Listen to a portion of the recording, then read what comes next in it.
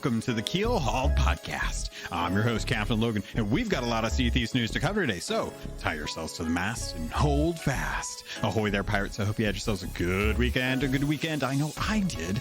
This week, it is the official Season 5 announcement. Well, not announcement, but episode. I'm going to dive into the patch notes. We've got a lot to cover. I want to make sure you guys know about my feelings on the Season Pass, the cannon rowboats, burying stuff, fireworks, flares, sitting around, all that good stuff and more. So let's get into it. But before we get into any of that, of course, I have to thank the patrons. They are the ones that are supporting the podcast just like you can if you head over to patreon.com/Keelhauled podcast. So thank you to Chateau Neuf, Cloud, Cosmic Johnson, Davram TV, El Jefe Esteban, Trickster, Jabaro5, Kazia the Rogue, Lumpy SRQ, Dub Goose, Evil Morpheus, Xbox Mike 29, Munchie, Regis Stella, Ross Belt Kid, TN Professor, Big Bad Pad, Mina Fairy, Super Pack, Fergatron, Neon, Rooski Doo, Skinny Matt, Straw Hat Connor, Thor Von Blitz, who's new, thank you Thor,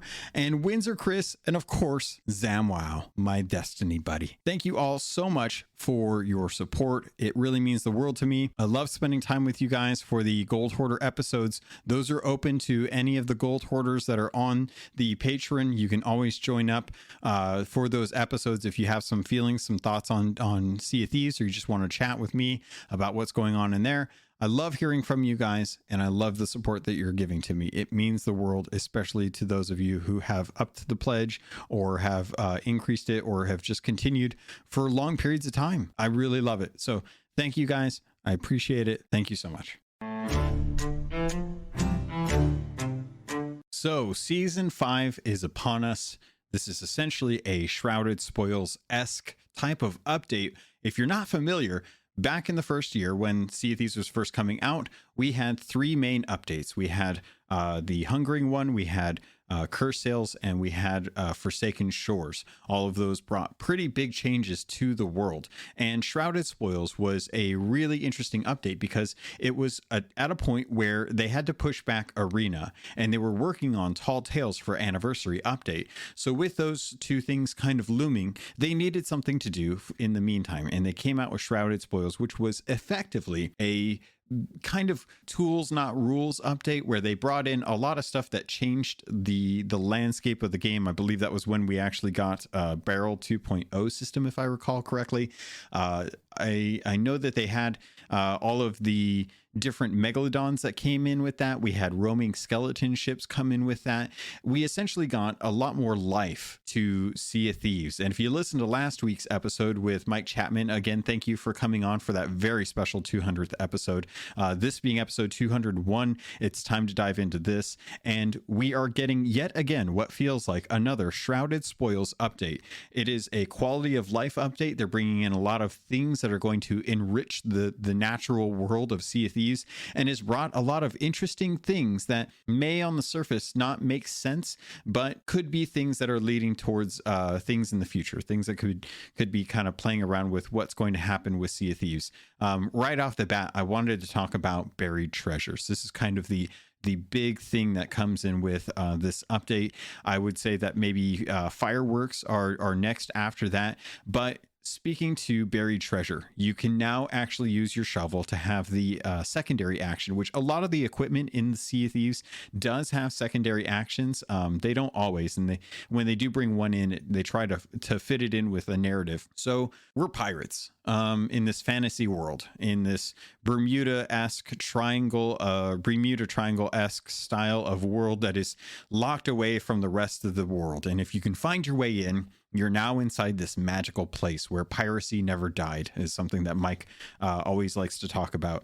And now we can actually go through and bury treasure. And you may be wondering, well, that doesn't make sense. We've never buried treasure. We've never wanted to give up treasure, especially during the upcoming event that starts tomorrow.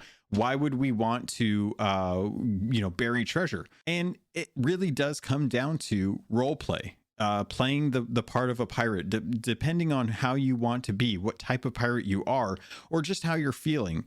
we can now actually go around and bury treasure. There's a bunch of commendations that are in the Build Rat Adventures that can take you through what some of the things you'll have to do, whether it's either stealing map bundles, which I'll talk about in a sec, burying treasure, posting those maps, burying Athena loot, digging up stuff from other people.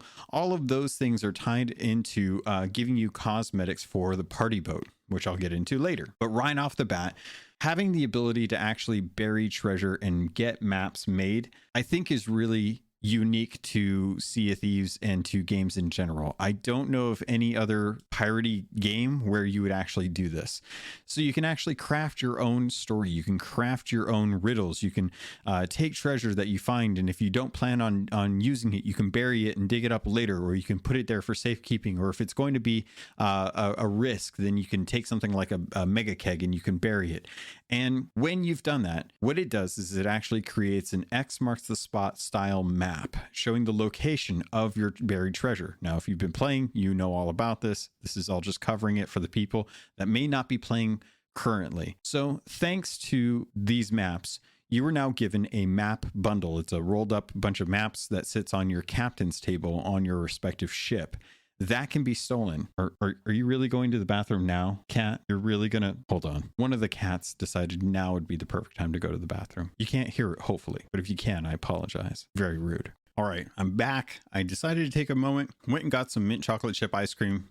Snacking on that while I talk about... What were we talking about? We were talking about map bundles. So now you get a map bundle with everything that you've dug on your quest radial, as well as a physical item that is on your captain's table. That item is a commendation that you can steal and then dig up on your stuff. You can put it on your captain's table. There's a lot of commendations kind of working around trying to do stuff that involves stealing stuff and burying treasure for others, as opposed to doing stuff that's in an alliance. There's been a lot of criticism that I've heard recently, maybe anecdotally, that a lot of the stuff that has been coming into the Sea of Thieves with events and updates and stuff is stuff that requires you to work with an alliance. This is one of the few updates where it feels like you can do that, but it is very much disconnected with the design of burying treasure. I've seen some really good maps out there. I've seen some really bad maps out there. There's definitely a sect of people that like to kind of play the role of being a pirate, to bury your treasure, kind of spread it out, maybe make a shape out of it, really try to play around with that. And then I've also seen a bunch of crates, empty crates, or empty storage crates and cages and stuff buried in one spot on part of a beach and stuff because they just want people to dig it up. But I would tell people, if you're listening to this, give yourself the feeling that you want to get when you go out for one of these things. If you want to find good treasure when you dig it up and you don't want to just be like, ugh, another storage crate. Thank you for the empty wood crate. Put something good in there. Put something, and I would argue that wood crates are actually very hard to find. So those are actually probably a good thing to actually grab, because you could actually turn that in if you happen to find a bottle quest for it. Very hard merchant quest to complete. But if you want something good, put something good out there. You know, it's just kind of the idea of Ramsey took all of his treasure. Everything that we find in the world that is a chest is something that was crafted by Ramses, with the exception of probably the chest of rage. I think that's maybe the one chest that I can think of offhand that wasn't crafted by Ramses' crew. With Mercia, they went and they put all their treasure out in the world, and we've been digging it up and taking it and moving it around and all that good jazz. And the gold hoarders have been emptying it, giving the gold, and then putting it back out there and putting more gold into it and digging stuff. It's a whole cycle, and we've never been part of that cycle until now. That's what's so cool about this. We finally have the full circle completion of being a pirate. The treasure island, the idea of having a ship's worth of treasure, and then burying it, and then killing your crewmates with a keg, and then taking that map and stowing it away forever, only to have it be stolen, and have that information passed on to another crew so that they can go out and try and find your treasure, only to find out that they are going to be killed because their crew is also mutinous and kegs each other. It's Treasure Island, folks. It doesn't have to be grab every piece of treasure and turn it in because GPM is an issue. Or you're a pirate and you got to sink it and you take what you can, give nothing back. I know that's the Jack Sparrow idea and stuff. But it's core essential to the fantasy of a pirate, not necessarily what actual pirates did. Actual pirates probably didn't really, some of them lived good, most of them didn't live good. We live good for the most part. We don't die. We have magical healing fruit. We have weapons that are as accurate as possible. We have megalodons and krakens and, fantastical creatures out there, and we're fighting undead. It's a fantasy. We have to accept this is a video game. We're going to be playing it. If you're upset about burying treasure, taking away from the idea of being a pirate, you're not looking at the whole pirate life. And that's the point. You got to look at the whole pirate life. So I love this. I think it's awesome. I've had so much fun getting treasure, especially when I'm just running out solo and I don't necessarily need the gold. Like my idea right now, my feeling right now is I don't care about gold. I've got a couple million in the bank if something pops up on the one of the stores that I want to purchase. I don't have all the Dark Adventurer stuff. I don't need the Dark Adventurer stuff. The Dark Adventurer stuff was there as a gold sink. I didn't have a whole lot of gold, so I didn't really need to sink it into that. So when something comes out, I still have enough gold to play around with to live comfortably as a pirate. So I've been having a blast. I've been going out. I've been getting loot. I've been doing events with folks. We've been burying the treasure. I got the commendation for stealing someone's map bundle while they were working on. They were literally harpooning their loot up from a shrine. I snuck onto their ship. I slept in their bed. I noticed they had a map bundle, so I grabbed that, took their rowboat, and as they sailed off, just rowed my way back to my ship. It was great. It was amazing. It was like way better than I'm going to tuck on this boat and then I'm going to kill them and then I'm going to set their ship on fire, ram it into a rock and then sink them. That's cool. I didn't need to prove anything to anyone that I could do it. I know I've done that. But being able to get on their ship, sleep in their bed, have them not realize the snoring body downstairs is like in their own bed. I'm probably soiled their sheets. Not going to lie. My pirate probably did that. But then I stole their map bundle and hijacked their rowboat. What a crazy piratey thing to be able to do. It's so fun to have moments like that where I didn't kill them, I didn't sink their ship, but I got away with something and they never knew about it. And that's fun for me. That right there it's a sense of adventure. Something they're gonna get to the outpost and look down and be like, wait a minute, where'd my maps go? I had all these maps that I buried. And they did have some maps buried, some stuff buried, and it was pretty good stuff actually. So I love that they're doing that, and the commendations are supporting that. So they've done a really good job of implementing, to me at least, buried treasure and stealing treasure maps. And you may be wondering, well, how does this all kind of work if you don't go around stealing other people's map bundles? How do I get their treasure? And that's where the quest board came in. Now, this was something that was an idea that was kind of circling around the community probably about 6 to 8 months ago. And I don't know how long they've had this idea or how long they've wanted to have this idea, but we now have quest boards on every outpost and sea post. It's not just the outposts, it's also the sea posts. Plenty of opportunity for you to go over there. Your ship doesn't have to be in range. One person just has to be able to post the maps that you've made, or take maps from the actual quest board to be able to grab those. And the nice thing is that the commendations, while you post the map for something that you buried, everyone in your crew gets credit for that turn in for the commendation. So chef's kiss, thank you for considering that. The only thing I can think of that was kind of a pain point is lighting another ship on fire with a firework. That's the one where I'm like, ugh, okay, I guess that one can be an individual one, because otherwise they're just going to have a whole bunch of people cycling in. Totally understand it. But with the quest board, it's a great opportunity for you to grab a small voyage that is crafted from NPCs. There's a lot of NPC generated maps that are a few digs on an island close by. Essentially what they wanted to do with the actual messages in a bottle. When those came in, the idea of those was we wanted to give players, and I speak for we as Rare wanted to give players an opportunity to have a voyage that wasn't tied to buying a voyage and then placing it down and voting for it. It was something you picked up and you went out, you did it really quickly, and it was just a short adventure. And they killed it with this quest board. I can grab any of the quests that are on this quest board that are generated by NPCs. And if you can't tell, they have very piratey names. It looks like most of the names that are part of the devs. A lot of those are just real close, couple digs. You can bury them if you want, or you can turn them in real quick. And I like that because I did actually spend a couple nights testing whether or not, if I went and grabbed one of those, how long would it take for me to go and do a couple of them. And if I wasn't messing around with megalodons and stuff, it probably would have taken me an hour. But because I was, getting sidetracked, as Sea of Thieves is so good at doing, I ended up taking a couple hours and ended up staying really late just to get this test done. And I got a fair amount of loot out of it. It wasn't amazing loot, but it was definitely decent loot.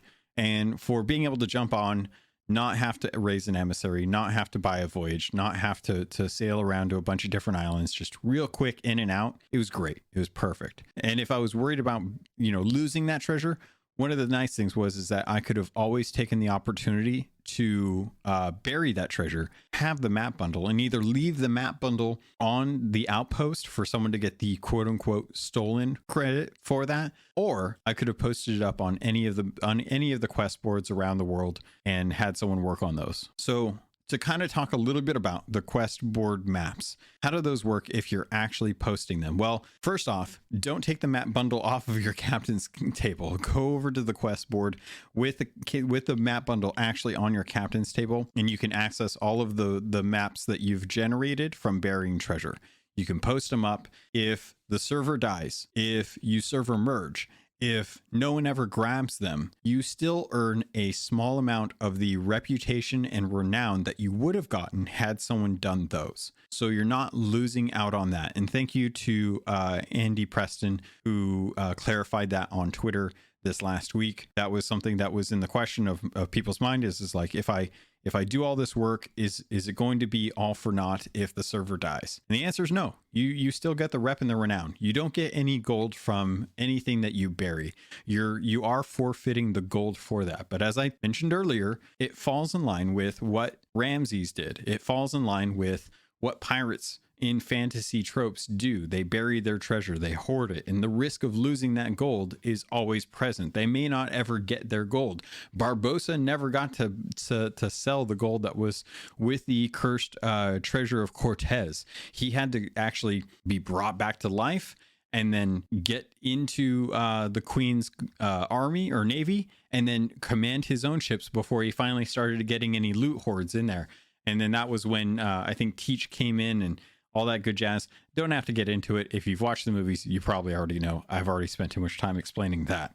But with these commendations, it's really nice to be able to bury something, post it up on a board, get credit for the renown and for the reputation. And I will say, the better stuff that I've buried, the more renown that I've gotten for it. And I notice, when I log back on, it tells me, hey, someone did your stuff. You got some rep and some renown for it. Well, I don't need the reputation for anything. The last round of letters of recommendation capped me out on Sea Dog. So now I'm a level 50 Sea Dog for only doing half the work. And I would just like to say to all the other level 50 Sea Dogs, thank you. I appreciate your hard work and effort to making this easy for me. And I don't really care about the weapons or the commendations. That's fine. I don't want to go into any Call of Duty TDMs. Kind of touching a little bit on the commendations for the buried treasure stuff. There is the new Build Rats reputation tab has all the new commendations allowed for there. And to kind of help celebrate Grogmanay, or I guess just in general, the party boat. I know that's a thing that's been, in the community for a bit. These buried treasure commendations will now unlock the party boat cosmetics, the Midnight Blades clothing set, which is actually really cool stuff. It's very kind of cloak and dagger rogue-esque style stuff. Really actually kind of like that stuff. We finally got a mask, like a proper handkerchief bandana bandit mask, which is under the beard category, which I guess it's, if you had a beard, that's where the mask would go. But we finally got one of those. We got a bunch of cool little kind of like rogue-esque type stuff mixed in with these commendations, and in true kind of Build Rat fashion, it says here in the patch notes that we got 3 new shanties: the Ballad of the Mer, which is it's beautiful, Infernal Gallop, which is the quote unquote can dance, and the classic row your boat. So we finally got some more of those shanties filled out in the shanty wheel, and I love that this is still something that they're working on. The tech to be able to play shanties with other people and have it sync up perfectly, chef's kiss. The streaming engineering behind all that is great. And the audio team, the music team, they've done an amazing job recreating all of these songs using the instruments that are in the game. It's great. It's amazing. Bunch of new achievements came in for Xbox and for Steam. The Beholder of Buried Treasures, I think, is the one that everyone wants to get because it's a 100 gamer score. So really like that. Overall, I have to say, Buried Treasure, didn't know how I was going to feel about it going into it. In practice, I love it. I think it's really great. I don't know how things are going to go in years to come. I don't know if people are still going to be doing these or if this is just something that happens to be special because it's the big thing for season 5. I would love to know in like season 8 or season 9 or season 10 if people are still burying treasure to get renown, if that's something that they're still doing because it's available to them, or if this is just a kind of a one-off fun thing that we're going to see maybe pulled into events in the future and just kind of leave it at that. We'll have to see. But for right now, I'm glad to see that a lot of people are enjoying it. There's been a few people that definitely kind of work around the system. For example, if you need to work on burying Athena treasure, but you're still very much needing the Athena emissary, you can dig up stuff that is tied to Athena reputation. And once you dig it up, you can actually bury it. And then once you bury it, it tags that item as being buried. And once you dig it back up, you can then turn it in and still earn the reputation or still earn the commendation credit for burying Athena loot. So there's workarounds out there if people are looking to try and complete these commendations quickly, which I understand, especially if you're strapped for cash, or maybe you're the type of pirate that doesn't want to give away gold.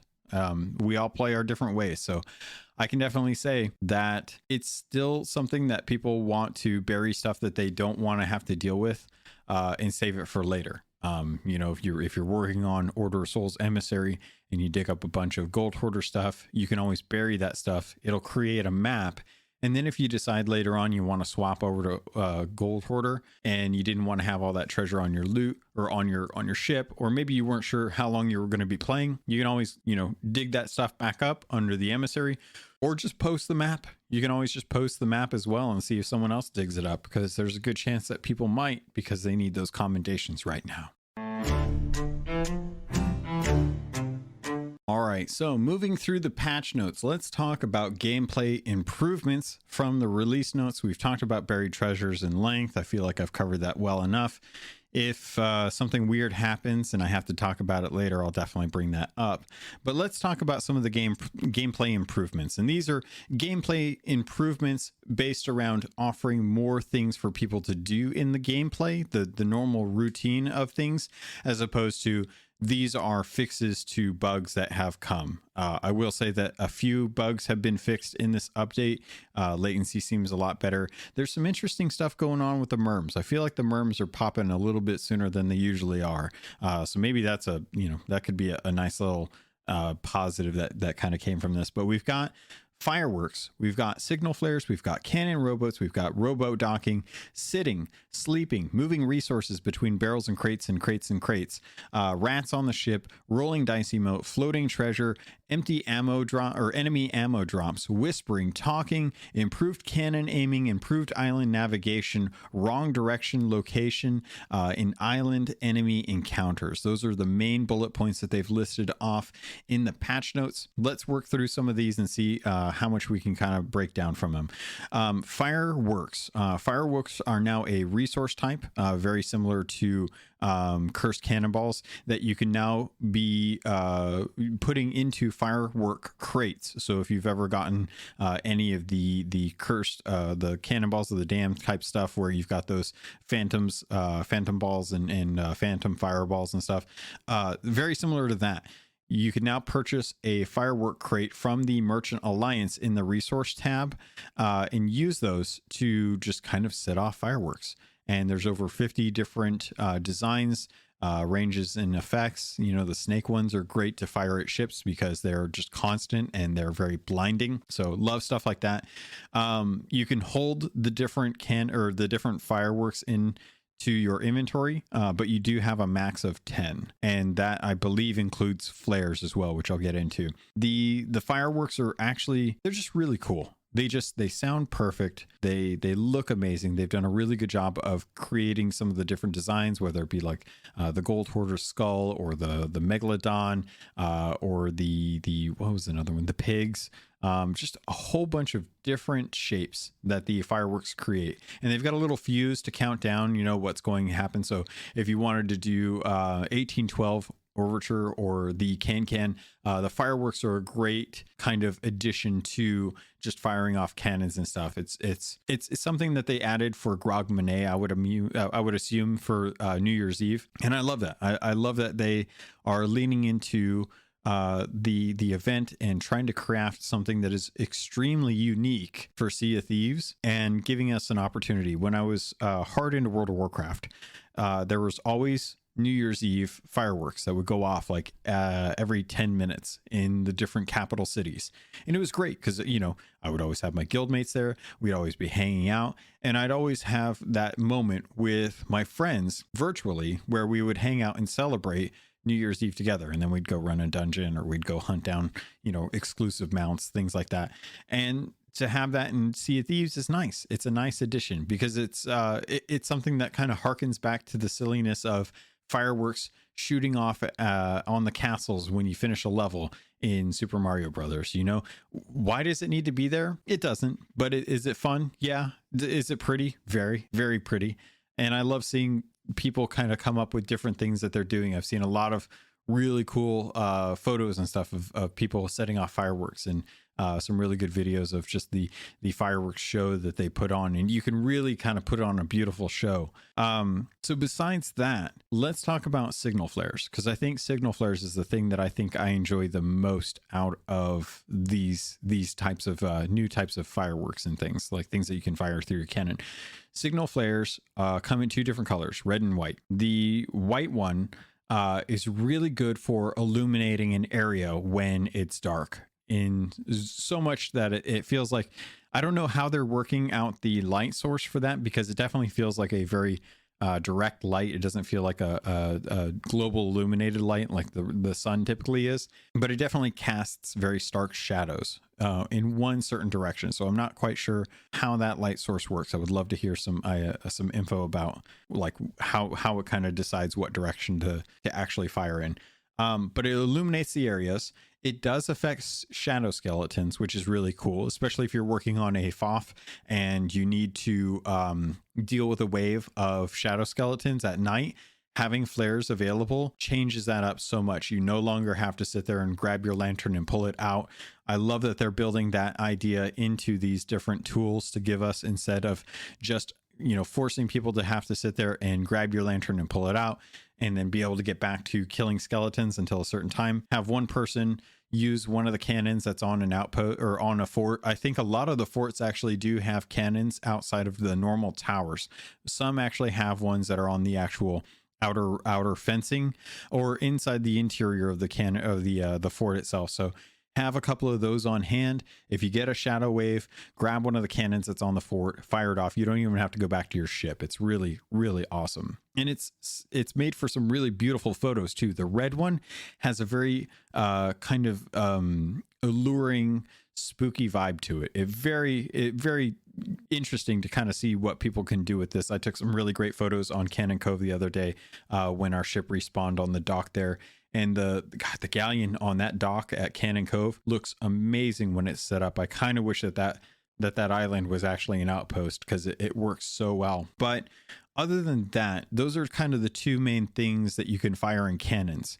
And cannons are no longer just restricted to regular ships and islands. Now they are on rowboats. You can now get a rowboat, and thanks to the new rowboat docking feature, you can decide which orientation, which side of the ship you want the rowboat to actually dock on based on which way you row up to the ship. So if you row up to the starboard side of the ship and your cannon is pointing port, when you dock, your cannon will continue to point port instead of flipping it over and always pointing starboard. Maybe it was the other way around. Doesn't matter. It's fixed.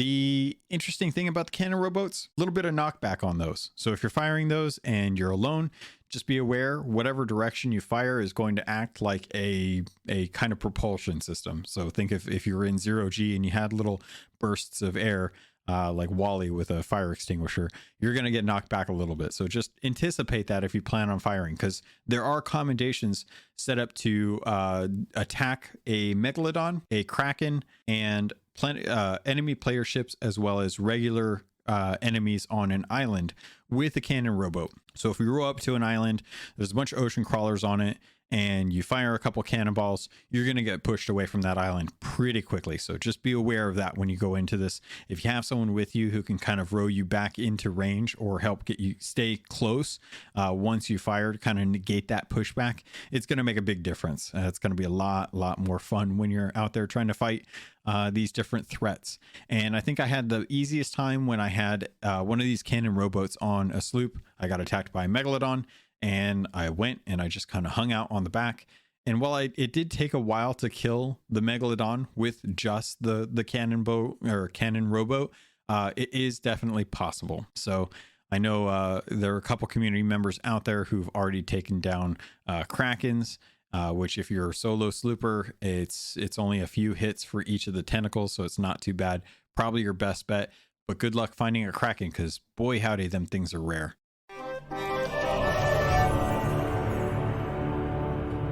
Ahoy there, pirates. This is the ad for this episode, and I did want to let you know if you wanted to avoid these and just get a regular filler, you can head over to the Patreon. There's a special feed just for patrons that get the ad-free version. If you want to keep listening, though, I can't say I blame you, because this week I want to let you know about Loot Crate and getting 15% off of most crates and crate subscriptions when you use the link and code RobotsRadio in the show notes. Also, you can head over to audiobooks.com, get your first 3 audiobooks for free, and that can include any 2 VIP books, or use the affiliate link for Green Man Gaming. If you're a PC gamer or you'd like to save money on games, it's one of the benefits of being a PC gamer.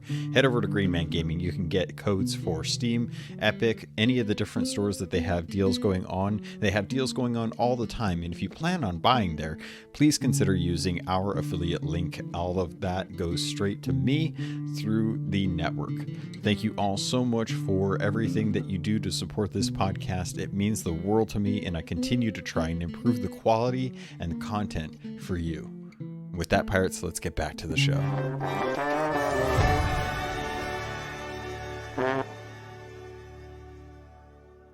Let's move into sitting and sleeping. Sitting and sleeping are now a thing. There are a couple commendations out there for you to be able to, actually there's a fair few commendations out there for you to go find places and sit down.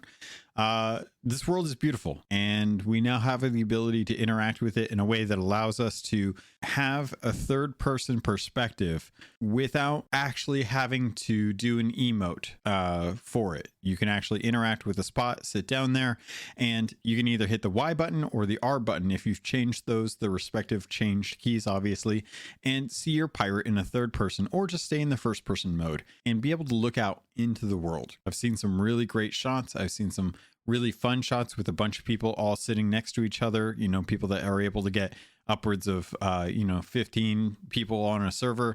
They're getting all those people to sit down in one spot and make a giant line of folks hanging out. I've seen some really touching moments of a couple pirates just sitting in watching the sunrise. It's beautiful. It's really, really, really beautiful to just kind of take in the moment, take in the atmosphere, and kind of breathe in this world while we're not out there just constantly doing stuff. One of the best things, I have to say though, the captain's chair in the galleon is finally something that you can sit in. I really think that's so cool. I don't think sleeping is great. I think sleeping is an interesting change to the world. I think the thing that needs to be tweaked with sleeping kind of goes back to what I've said in prior episodes. I think that you should be able to earn the over health or the additional health on the little wheel next to your health. That's like that reserve HP that fills up if you're out of combat and you're damaged or you're below 100%. I think you need to be able to earn that. So if you know you're going to be doing something and you want to get that, but you don't have any cooked meat, maybe you're a vegetarian or a vegan and you don't want to cook meat in the game, very plausible. There's no really good way to earn that overfed feature. I think sleeping would take care of that. If you sleep, you regain your health. When you regain your health to full, it starts ticking over into that that kind of extra bonus health. I don't even know what we call it. What do we even call that? What is your guys' name for the overhealth? I just call it overshield typically. I guess there's not really much else to say about that. Go out, hang out, sleep somewhere, hang out, sitting somewhere, get that commendation to sleep in another crew's bed. The next thing I want to jump into is let's go with moving resources. This is something that is a huge quality of life change. This is something that really changes just how much time you have to spend on an island. This is a feature that has been brought up and talked about by numerous people. We've all asked for it. They finally figured out the tech needed to implement it so that you can quickly get resources from one barrel to another barrel, or from one crate to another crate. It's beautiful. It's amazing. It works exactly how you would imagine it to. You walk up to it, you have the ability to store everything or take out everything.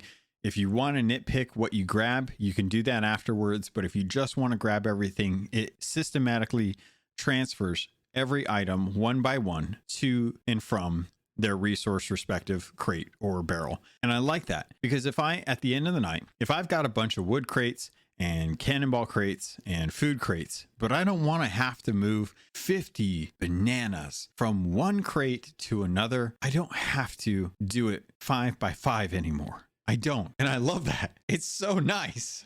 I could just grab the storage crate and shove it at the crate for the food and say store. And it takes all the stupid bananas and it puts all the stupid bananas in the food crate. And then I hand the food crate to the Merchant Alliance and they look at me like, thank you for giving me this food crate, because it was otherwise just going to be left empty because nobody liked transferring 50 bananas. It's great. It's such a good change. It really changes the dynamic of what happens when you sail up to a barrels of plenty and you drop anchor, or you come to a very clean stop because you're a master sailor and you know exactly how soon you need to raise up your sails. Or like me, you just harpoon what you can while you're sailing by and don't care about the rest. You can quickly harpoon a barrel from the barrels of plenty. Have someone with your storage crate right there. Take everything out of it. Tell them to drop it. Grab the next one. Take everything out of it. Drop it. Grab the next one. Take everything out of it. Drop it. Grab the next one. Take everything out of it. It's amazing. It's so quick. Getting resources is like, everyone was getting on me about being able to buy resource crates and how it was going to destroy the game because PvP was going to be impossible to deal with because people could just go buy cannonballs and planks and food, and it didn't destroy the game. Just like this was something that was never going to destroy the game. It was only going to improve the quality of your life that you spend moving stuff from barrels to crates. The backpack was ingenious to begin with, and it was just the first step. Now we're at step 2. Now we're going to look forward into the future and think, well, now if we have crates that can be filled up quickly, and we have storage crates that can be storing everything or taking everything from the barrels on an outpost, now we just have to figure out what's the next step after that? Do we need anything after that? Are we set? Are we good? Or do we have ways that we can kind of improve the system, have it start sorting stuff dynamically based on cannonballs to blunder bombs and fire bombs to chain shots to, so when you're grabbing stuff, you're not grabbing stuff out of a weird order. Or maybe we can have this inventory system move to the next step where when we go to the storage crate or we go to the fruit barrel or the food crate and we want to grab something, it automatically grabs the best healing item first, and it automatically dynamically changes the order of each of those. So even if you just don't need it to grab the best thing, it will order everything in the barrel or everything in the crate. Like, these are the small things. These are the little things, the things that kind of make your sailing experience easier so that you can have fun. You can go out and have fun in the game. It's so great. It's so much fun to just be able to walk up to a barrel with a crate and say, please, sir, can I have some more? And the barrel's like, well, Little boy, yes, you can. Here you go. Take all that I have and more. In fact, take everything from that barrel too. He doesn't mind. And I say thank you. Thank you, Rare, for doing that because it's so great. Just like rats on the ship. Rats on the ship are now in the game. They were in the E3 trailer back in the day. And I stupidly told Mike Chapman when merfolk and ocean crawlers were brought to the game that we had hit the epitome of the original E3 trailer that came out that had the kind of fly through of the different parts from going from ship to ship to ship and seeing the battle and seeing like, Trouble the Cat and chasing rats on the ship and diving into the water and going past all the sirens into the shipwreck and getting eaten by a shark and then attacked by a kraken. That E3 trailer is now complete because we have rats on the ship. And when your ship begins to fill with water, guess what? Those rats are going up. They're going up to the higher water or the higher level away from the water. And that's a good indication like, hey, if you didn't notice, you didn't hear the creaking, you didn't know that you'd run into something or the chest is, the crying baby is going off. The rats are a secondary thing that one brings life to the game. Something that Mike Chapman talked about last episode, bringing life to the game, making the world feel more alive, whether it be through traps that are on Thieves Haven that sneak up on you because you didn't know that cave system now had a trap and you walked backwards into getting hit and the skeleton didn't trigger it, or just rats on the boat. All of these things are just little things, just little ways to kind of start sanding some of the rough edges off of this game. When you've got a game that started out so rough and you knew what you were working with, you had a really good piece of lumber and you knew you were going to sand it down to something really beautiful. You're going to make that wooden horse. And as you kind of slowly whittled away at it, you finally get it to the point where it's in a pretty good shape. It could be done, but you know you could do better. You know that there's little things here and there that you could add that would just kind of tweak it just enough to really kind of add some real beautiful. If you've ever watched people draw art and they post their images of stuff they did like 5 years ago, and then the same image but redone 5 years later, you can see that difference. That's what this update is doing for Sea of Thieves. We've had the ability to play this game for years, and it's been great. Now we're just adding little things to kind of add just a little bit of style to this, and I love it. We also have floating, and this kind of goes back to bringing life to the game. Ways to inform players that isn't a marker on something. So often in open world games, you run into the situation where you got to go somewhere, you're looking for a thing, it's a marker on the map, and there's a giant beacon poking out of the world, being like, hey, look at me, I'm over here. Did you know? You can come get me now. With Sea of Thieves, everything is immersive. It tells you what's there in a way that feels natural to the game. And with floating treasure, we got one more change that brought in seagulls that were originally brought in for the skeleton ships. That made sense in a way for me. It was just a good way to mark what was originally for the barrels of plenty floating out in the water to tell you where the loot was for skeleton ships. And we thought, why hasn't this become something for the Kraken and the Megalodon? It would make sense. There's a dead animal in the water. Seagulls are scavengers. They're going to want to go to it because they want food. And what better way to show the loot from that with the seagulls? So now we've got seagulls circling the floating treasure, marking the location of where megalodons and krakens are defeated. And it's great. It's such a good change. It's a little thing, but it's a good change. Let's move into a couple things that I don't think are great, but I'm fine with. Whispering and talking. Whispering and talking are now options for you.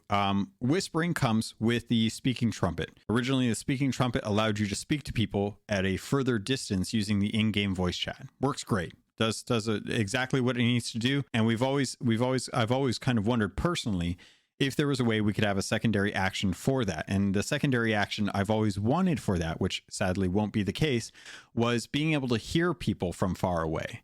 Similar to, I don't even know what the reference is. I don't even know if the reference is real. But back in the day, they had movies and TV and stuff, and they showed people having a giant horn, especially in cartoons, where they would put the horn up to their ear to see if they could hear something from far away. If people had hearing impairments or loss of hearing, but they still had some kind of hearing, they would put the little tube up to their ear to try and hear something better see if they could capture that sound and focus it into one point in their ear. And I always thought that would be a perfect way for the speaking trumpet to become the listening trumpet and be able to hear what people are saying from far away. Well, they kind of went a different route. So instead of speaking normally and having people close by being able to hear you, or speaking to people from far away, now you're speaking to people very close by. And I 100% agree with the implementation, because logically it makes sense. It is a speaking trumpet, not a listening. Sounds like listening. That word's getting stuck in my head now. Listening. I'm going to let it go. Instead of a trumpet that allows you to hear things from farther away. And it's great. It's cool. I like that they added this. It's not something, I don't know how much use this is going to get, because I don't know how many people are going to become aware of it. And I don't know how many people still use in-game voice actively to discuss things with people on their crew within earshot of another crew. So I don't know how this is going to work, but unfortunately at the moment it's broke. In a sense that it not that it doesn't work, but that if you are using speech to text as an accessibility option, if people are whispering to each other, you can still hear what they're saying as it shows up from the speech to text. Like, speech to text still recognizes the distance, and regardless if you're using the whispering feature, it will still tell you exactly what they're saying. So if you're worried about someone using it and they're going to be trying to betray you and you're not quite sure what they're saying because you can't hear them, speech to text completely negates that feature. As I hit my microphone boom arm and you have that reverberation come right into your ears. And then there's talking. Talking's a weird one, because I see why they did it. And I understand the desire to try and build that immersion, because it's exactly what it needs. You need to have the immersion in the game. So if someone is talking to you, you want them to not be flapping their gums in a weird way that doesn't correlate with what's actually coming out of your face. Because when I'm talking to you, you can't see my lips flapping, but they are. But in game, you'll be able to see my lips flapping when I talk to you. And it may be accurate, it may not be accurate, but it's going to be better than just general gum movement, especially for a lot of pirates. Now, I think it'd be really funny if when you did speak to people, if you didn't have any teeth in your pirate, because there's definitely some pirates that don't got no teeth. It was kind of mumbled, like they didn't really have all the tools necessary to be able to form the sentences that they wanted. Something like that, I think would be really funny.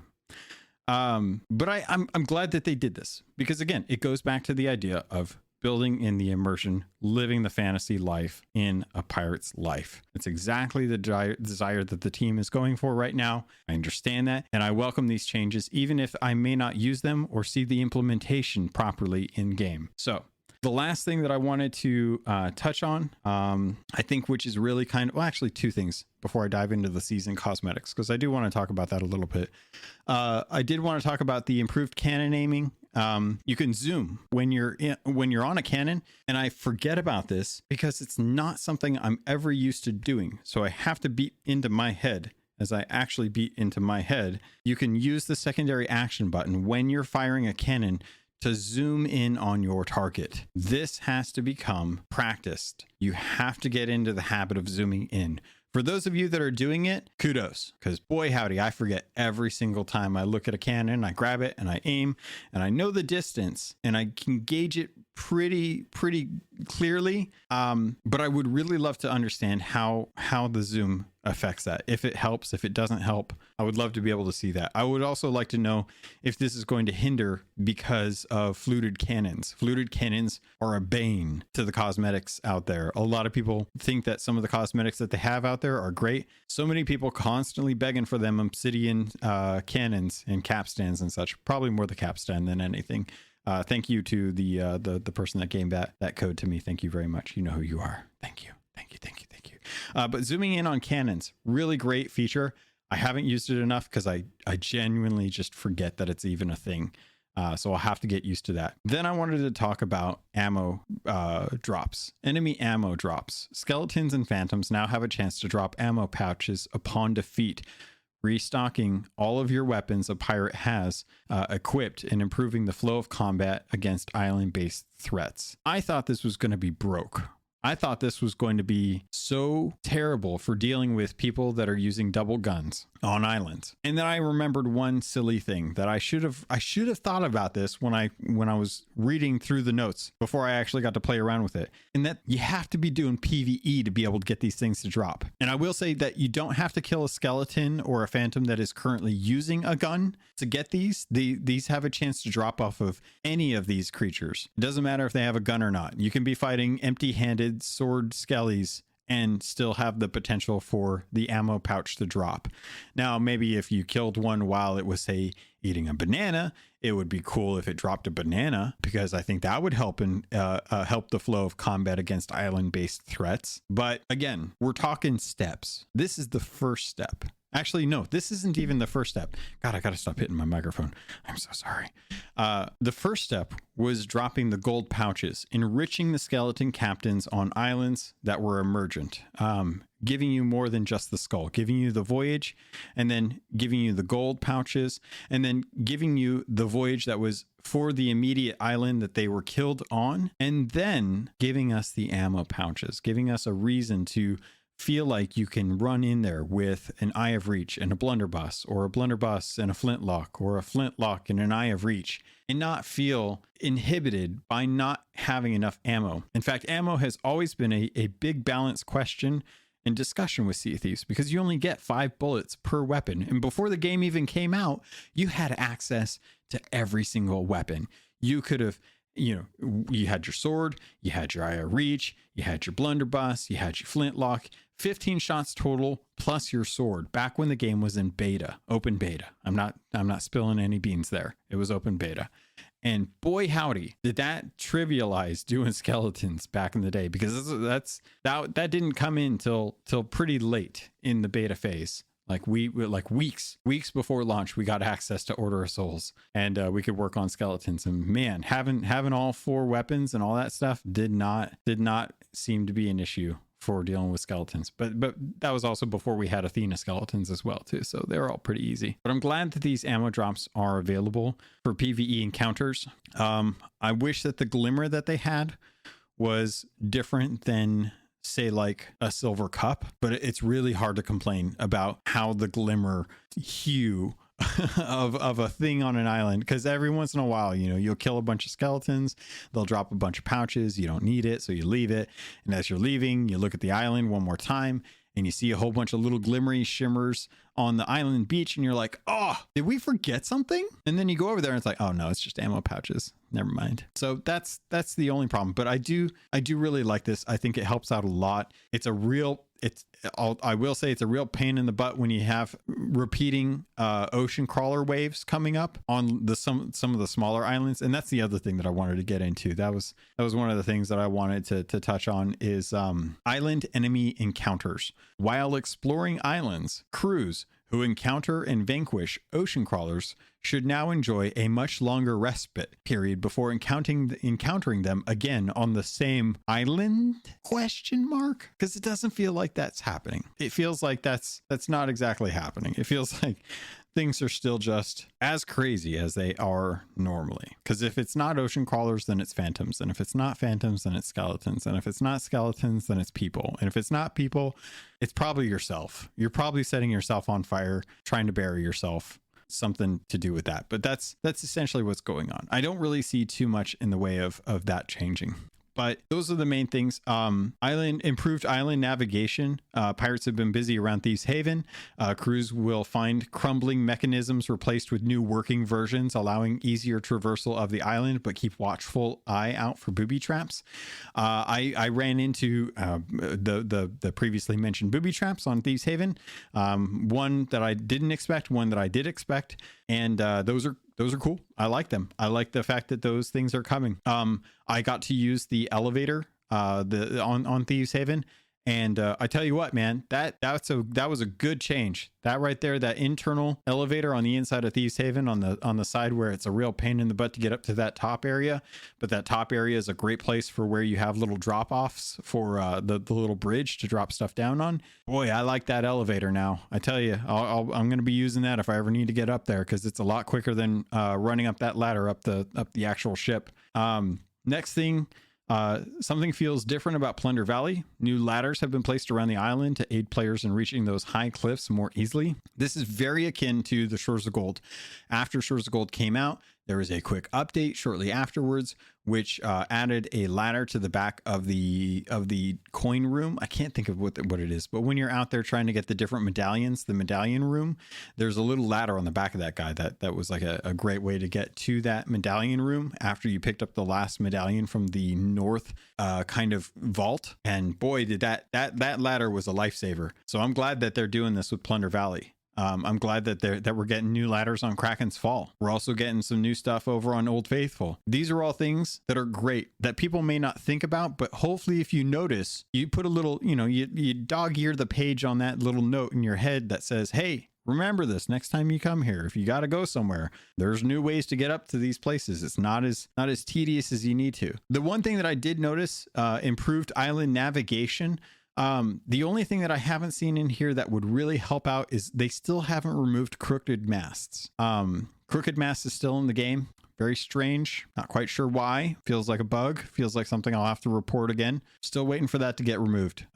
Get a different island in there. Change it up. Something. So maybe we need to take down those masts. Fire enough chain shot at those guys. Knock those guys out. So, but other than that, some of the bigger islands getting some much due refurbishment, especially in lieu of the changes that came with Shores of Gold. It's been 2 years, two-ish, a little more than 2 years. I don't know. Time since an anniversary update. I guess it's almost been 2 years. Yeah, almost 2 years. And we still haven't had any changes to those islands. So I appreciate this. I think it's hi, motion sensor. What's up, baby? I left the door creaked open. Mama's not home, so the cats have to be able to come in and out of my room while I'm recording because I don't want to leave them out there doing their thing out. Who knows what they're doing out there? They're opening doors to cabinets when I'm not out there, so it's better that they open this door and come in and say hi. So hopefully you guys heard that. I don't know if you guys heard that. Oh, she's gonna jump up on this table. Oh my god, this is gonna be loud. Nope, maybe she's not. Anyway, I might have to edit this out. If you don't hear anything, I just edited it out. Otherwise it'll be in here. All right, last thing in the patch notes I'm going to cover this episode. We're running. I knew it was going to be a long episode. I didn't want to crash too deep into the post 1 hour time frame. So I'm going to leave season 5 and my thoughts on progression, rewards, cosmetics, plunder pass, all that jazz. I'm going to save that for next episode because I got something I need something to talk about next episode. The last thing that I wanted to jump into is the thing that is the pertinent one, which is the Festival of Giving, December 13th through December 27th. So 2 days after Christmas, December 13th through December 27th. Kick off the Festival of Giving in style. The tradition of plundered presents is back. Grab a free event flag from Lorena and head out on the seas to spread gifts far and wide. Sharing treasure with others will earn seasonal progress and progress towards the festival wreath of winter bucket, makeup, and tattoo set. For those looking for some festival spices on the seas, Lorena has brought back the Powder and Arms voyages, directing crews to different regions of the seas to recover buried stashes of armaments. Pirate Legends can pick up a special voyage too. As is customary at this time of year, Lorena is also offering special gilded voyages. A new purchase experience helps to ensure that players select their preferred gilded voyage, as remember, you only get one, unless you're a certain pirate and have multiple accounts and keep deleting the pirate and grabbing the voyage and then putting it down for everyone else. Definitely not something that ever happened, but that is something that is coming starting by the time you're hearing this, because it is already the 12th as the time we're recording. Tomorrow's the 13th where it kicks off. So you've got 3 different options. You got your gilded voyage, which I would generally hold on to because now's the time for those pirates to be out there sinking ships to get these gilded voyages. Good time to go hunting as opposed to digging up this stuff. And you can go do the Powder and Arms voyages. Always fun to go dig up a bunch of kegs and use them for stuff, turn them in, things like that. And Plundered Presents is back. So let's dig into a little bit of what it's going to be like to actually work on this. All right, so loaded into maiden voyage, sitting here with Ramses having a nice conversation as we take a look at the event for Festival of the Giving. Right now, looking at the rewards, they are currently all still locked for me, but having 5 of the, I believe this is items turned in by other crews, will earn you the Wreath of Winter tattoo set, which is basically a bunch of holly tattooed on your back. It actually looks really good. You'll also earn the Wreath of Winter. I really don't like this naming now that I'm trying to say it. Makeup, which is more just kind of eye makeup for your pirate when you have 10 items turned in. And then you have the the Wreath of Winter bucket, which I actually really kind of dig it because it's just a wood bucket, but the rope is kind of colored like a candy cane, the red and white striped candy cane, and the top of the bucket has just the bucket itself is painted to have little bells, little green and yellow areas, marks or little triangles. Kind of, it looks like an ugly sweater. I'm gonna say it looks like an ugly sweater bucket. And I actually really I think it's really great. And then if you get 50 items turned in by another crew, you'll be able to get the Glorious Gift Giver title. I like that the highest reward is the title. It really gives people a sense of, if you can't get everything, at least you get the cosmetics first. And I really do appreciate that. It makes a big difference in how much fun you have with these different things. So starting again, December 13th, by the time you're hearing this, to December 27th, how to take part. Earn rewards during the Festival of Giving by having other crews turn in your valuable items. Also, every single day, each day, up to 5 of your valuable items will earn you bonus gold if handed in by another crew. So this works out really well. You go, you bury a bunch of stuff, you put up a voyage for it, or you drop the maps on the island, they pick it up, they go dig up your stuff, and they turn it in, and everyone wins. They get the gold, you get bonus gold, even though you didn't get any gold from turning stuff in, but you get bonus gold because they turned it in for you. It's kind of like a weird piratey alliance where no one had to alliance. Isn't that weird? I feel like that's weird. But yeah, 5 of your valuable items every single day between December 13th through December 27th is going to earn you additional bonus gold if handed in by another crew. Now, the Grog Money stuff doesn't kick off until the 27th, but essentially there's a few different ways that you can go about this. I'll probably cover that better next, probably later towards the end of the month. I'll actually have to cover that when we get a better idea of what is all going to come with that, because right now it just kind of says staggering success, drink 3 tankards of grog, then dig up treasure chests while you're still sick, keeping the grog flowing to succeed, dropping the ball, drink 3 tankards of grog, then hit an enemy ship with cannonballs while you're still sick, keep the grog flowing to succeed. Drowning your sorrows, drink 3 tankards of grog. You kind of get it with the grog, so I'm not going to say it every time. Defeat ocean crawlers while drunk. You have to defeat skeletons with firebombs when drunk. You have to capture chickens, pigs, and snakes while drunk. You have to defeat sharks while drunk. So Grogmanay, which is the play on the Hogmanay, which I can't remember. I talked about it in one of the previous episodes come this time last year or the year before when they first did the Grogmanay, and I had to go and actually look it up.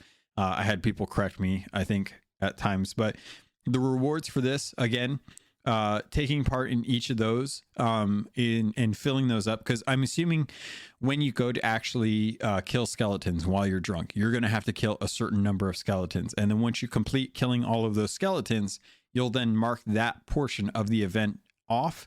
Each one of those different events, the digging up chests, which is one, firing on another ship, defeating ocean crawlers, killing skeletons with firebombs, capturing snakes and pigs, and defeating sharks. Each of those adds up to 6 total sub events.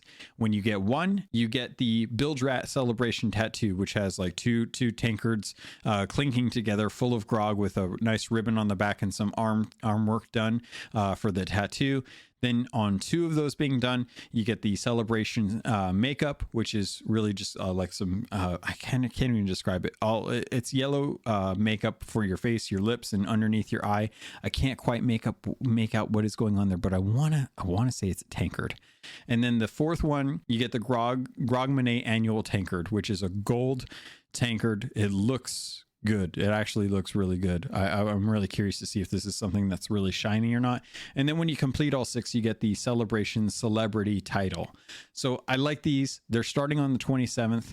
They're going until the 11th of January. Wow, I had to think about those words for a minute. So 27th of December to the 11th of January is when Grogmanay is going to go. So from now until the 27th, you've got Festival of Giving. Go dig up a bunch of bombs, bomb a bunch of people, put bombs on their ship and have them turn them in. And you get extra bonus gold for that. Probably a lot better than what the bombs actually cost, unless you just like seeing things explode.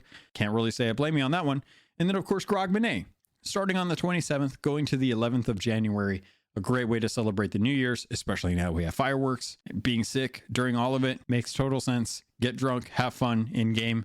Get drunk in real life, maybe. Have fun at home. Don't go driving. Also wear a mask. Get your booster shot. All that fun stuff. Anyway, thank you, Ramsey, for letting me drop by into the Maiden's Voyage while I talk about these different events for you pirates out there. And I think that's going to do it for now. Again, like I mentioned, we're going to talk about the cosmetics, seasonal progress, all that good jazz next episode. I'm going to be, or actually next weekend, we're going to be having the watch party. I think it's the Christmas Vacation, National Lampoon's Christmas Vacation, and or probably Die Hard, I think, are the 2 options right now that people can vote on in the Discord. That's going to be on Saturday. And then right after the watch party, we're going to be we're going to be recording the Gold Hoarder episode for the end of the year. That'll come out on the 27th for the start of Grogmanay.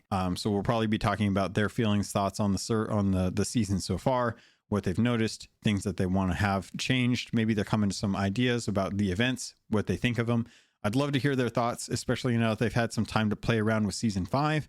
And then I'll be having the rest of the patch notes as far as like the cosmetics, all that jazz is going to be next week's episode. So you kind of have an idea what's going on in my head and what we're planning on doing for the rest of the month. Pirates, I think that's going to do it. So if you want to get a hold of me, there's plenty of ways to do that. Head over to Twitter at CAPT_LOGUN. You can always email me at CAPTLOGUN@gmail.com. That's the show's email address. You can also share the podcast with other people if you want. That helps out bridge some of that discoverability. Plenty of new pirates coming out all the time. Not all of them get a chance to play every day, but they still want to have that information, that immersion into the world, someone talking about the game that they're loving right now with you. So those are all the ways you can reach me. Head over to the Discord if you want to join in the conversation, if you want to jump in with some people that are sailing around. There's been a lot of discussion lately going on with Halo, with some of the different games that are coming out. I'm super stoked for Destiny 2's Witch Queen expansion. I've been really, really happy to see like what the latest 30th anniversary event brought with it. It brought with Destiny a dungeon that is literally themed for the Goonies. There's booby traps, there's skull rocks, there's treasure hoards, there's One-Eye Willie. It's all there. It's in the 30th anniversary. Plus they have a whole bunch of weapons that harken back to Halo. So if you're deep into Halo campaign right now, you're going through, you're getting all your skulls, you're finding all your cosmetics, you're figuring out what's going on with the pilot and all that. Great. Have fun. Awesome. Don't forget about the ledgers. Don't forget about the emissary. Don't forget about Sea of Thieves. And pirates, with that, thank you. I love you. And I look forward to sailing with you on the Sea of Thieves.